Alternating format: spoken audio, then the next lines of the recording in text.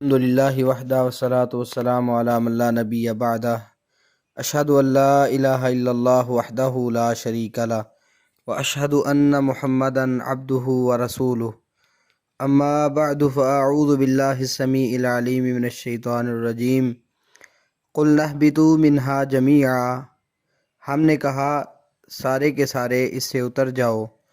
فَإِمَّا يَأْتِيَنَّكُم مِّنِّي هُدًى فَمَن تَبِعَ هُدَايَ فَلَا خَوْفٌ عَلَيْهِمْ وَلَا هُمْ يَحْزَنُونَ، پھر اگر کبھی تمہارے پاس میری طرف سے واقعی کوئی ہدایت آ جائے تو جس نے میری ہدایت کی پیروی کی سو ان پر نہ کوئی خوف ہے اور نہ وہ غمگین ہوں گے۔ وَالَّذِينَ كَفَرُوا وَكَذَّبُوا بِآيَاتِنَا، اور وہ لوگ جنہوں نے کفر کیا اور ہماری آیات کو جھٹلایا، اولئک اصحاب النار ہم فیہا خالدون، یہ لوگ آگ والے ہیں، وہ اس میں ہمیشہ رہنے والے ہیں۔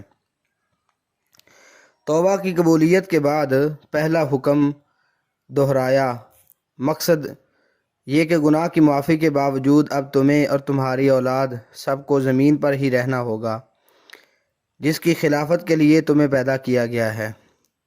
جنت میں واپسی کے لیے تمہیں اس ہدایت اور راستے پر چلنا ہوگا جو میری طرف سے تمہارے پاس آئے گی۔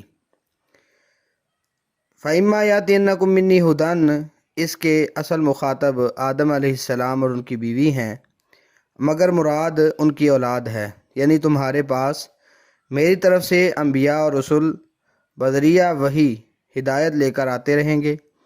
ہدایت کا یہ سلسلہ آدم علیہ السلام سے شروع ہو کر محمد الرسول اللہ صلی اللہ علیہ وسلم پر ختم ہو گیا۔ آپ آخری نبی ہیں، قرآن مجید اور حدیث نبوی آخری وحی الہی ہے۔ اس دوران میں کتنے نبی اور رسول آئے اللہ ہی بہتر جانتا ہے۔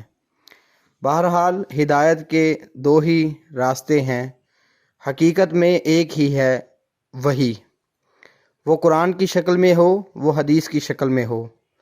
اللہ تعالیٰ قرآن مجید کے بارے میں فرماتے ہیں سورۃ بنی اسرائیل آیہ نمبر 9 میں، ان ھذا القرآن یہدی للتی ہی اقوم، یہ قرآن سب سے سیدھا راستہ دکھاتا ہے۔ اور اسی طرح فرمایا شہر رمضان الذی انزل فیہ القرآن ھدی للناس وبینات من الھدی والفرقان، سورۃ بقرہ آیہ نمبر 185 میں۔ اور اسی طرح محمد صلی اللہ علیہ وسلم کو بھی اللہ تعالیٰ نے راہ دکھانے والا ہادی قرار دیا ہے۔ اگرچہ توفیق اور الہام یہ تو اللہ تعالیٰ کے ساتھ خاص ہے، لیکن نبی صلی اللہ علیہ وسلم بھی ہدایت کا راستہ بہر صورت دکھاتے ہیں، رہنمائی کرتے ہیں، جیسا کہ سورہ شورى آیہ نمبر 52 میں فرمایا وَإِنَّكَ لَتَهْدِي إِلَىٰ صِرَاطٍ مُسْتَقِيمٍ، یقیناً آپ سیدھے راستے کی طرف رہنمائی کرتے ہیں۔ رہی بات توفیق کی تو دوسری جگہ میں اللہ تعالیٰ فرما دیا إِنَّكَ لَا تَهْدِي مَنْ أَحْبَبْتَ وَلَٰكِنَّ اللَّهَ يَهْدِي مَن يَشَاءُ، جسے آپ چاہیں پسند کریں آپ ہدایت نہیں دے سکتے، اللہ تعالیٰ جسے چاہتا ہے ہدایت دیتا ہے۔ مطلب توفیق والا جو کام ہے یہ اللہ تعالیٰ کے ذمے ہے، باقی محمد صلی اللہ علیہ وسلم بھی سیدھا راستہ دکھاتے ہیں، لوگوں کی رہنمائی کرتے ہیں۔ اور سورۃ توبہ آیہ نمبر 33 میں، سورۃ الفاتح آیہ نمبر 28 میں، سورۃ صف آیہ نمبر 9 میں اللہ تعالیٰ فرماتے ہیں هو الذی ارسل رسولہ بالہدی ودین الحق، وہ ذات اللہ کی ہے جس نے اپنے رسول کو ہدایت اور دین حق دے کر بھیجا۔ تو مطلب یہ ہے کہ جیسے قرآن ہدایت ہے اسی طرح محمد صلی اللہ علیہ وسلم کا فرمان بھی حق ہے۔ اب جو بندہ ہدایت پانا چاہتا ہے وہ یا تو قرآن کو مد نظر رکھے اور اس کے ساتھ ساتھ احادیث کو بھی مد نظر رکھے۔ جو شخص ان دونوں چیزوں کو مد نظر رکھ کے عمل کرے گا تو یہ فلاح پانے والوں میں شامل ہو جائے گا۔ کتنے انبیاء رسول آئے ہیں ان کی تعداد یہ اللہ تعالیٰ ہی جانتے ہیں۔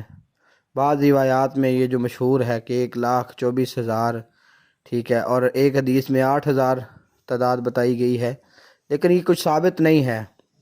اللہ تعالیٰ نے قرآن مجید میں سورۃ نساء آیہ نمبر 164 میں فرمایا وَرُسُلًا قَدْ قَصَصْنَاهُمْ عَلَيْكَ مِن قَبْلُ وَرُسُلًا لَّمْ نَقْصُصْهُمْ عَلَيْكَ وَكَلَّمَ اللَّهُ مُوسَىٰ تَكْلِيمًا، کئی ایسے پیغمبر ہیں جن کے بارے میں محمد صلی اللہ علیہ وسلم کو بتا دیا گیا اور کئی رسول ایسے ہیں کہ جن کے بارے میں نہیں بتایا گیا۔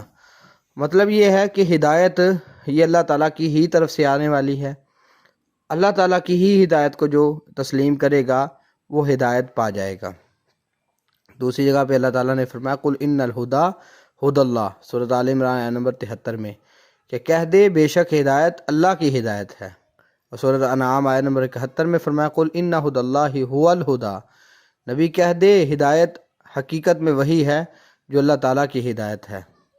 پھر فرمایا فمن تابع ہدایا، جو شخص میری ہدایت کی پیروی کرے تو فَإِمَّا يَأْتِيَنَّكُم مِّنِّي هُدًى میں اپنی طرف سے ہدایت آنے کی بات کی۔ پھر فمن تابع ہدایا میں ہدایا کو یا متکلم کی طرف مضاف کیا، یعنی پھر جو میری ہدایت کی پیروی کرے۔ معلوم ہوا کہ ہدایت صرف وہی ہے جو اللہ تعالیٰ کی طرف سے آئے۔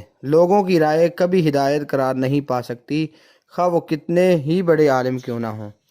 تو سورۃ انعام آیت نمبر 153 پہ اللہ تعالیٰ فرماتے ہیں وَأَنَّ هَذَا صِرَاطِي مُسْتَقِيمًا فَاتَّبِعُوهُ، یہ اصل طریقہ ہے کہ سیدھا راستہ محمد صلی اللہ علیہ وسلم کا یا دیگر انبیاء کا جو راستہ تھا وہی ہدایت کا راستہ تھا۔ اگر کوئی بندہ ان انبیاء کی جو بتائی ہوئی چیزیں ہیں ان کو مد نظر رکھے گا تو وہ ہدایت پا جائے گا۔ پھر فائدہ کیا ہوگا؟ فرمایا فلا خوف علیہم ولا هم یحزنون، ایسے لوگوں پہ کوئی خوف نہیں ہوگا، کوئی غمگین نہیں ہوں گے۔